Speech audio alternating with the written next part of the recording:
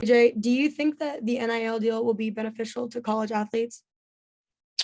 I believe that it will be to a select few. Kind of like the NFL, how certain players, when they make a name for themselves, they're obviously going to make more money than others.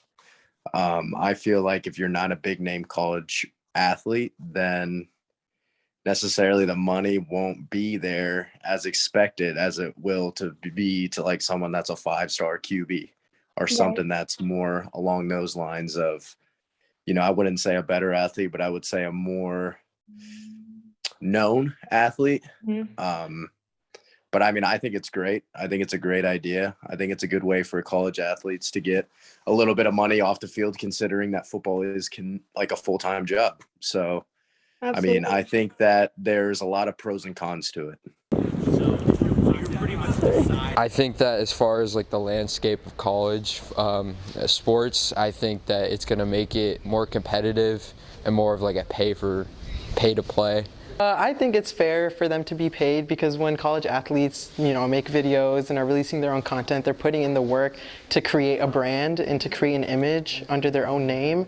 So them getting compensated for the work that they put in and the audiences that they attract, I think is completely fair and should be allowed. I honestly think that's fine if college athletes get paid for what they're doing because they're honestly putting on a great front or good image for the college already. So to create that brand image for the college in a positive light, they should be awarded. How do you think the NIL deal affects high school athlete recruitment? I think I think it's it changes it a lot. So you're gonna have to see the school's brand. I mean, I'm sure the SEC's been doing something like this under the table for years, but for a lot of schools, being at Notre Dame for a while, you have a global brand and you're playing on national TV every week. So if you're a good player, your brand is going to be bigger than if you're playing at Washington and you're only playing on the West Coast. And you could be a great team and you do have the Pac-12 network, but the revenue that you're able to bring in, being on NBC, being on national TV, being the global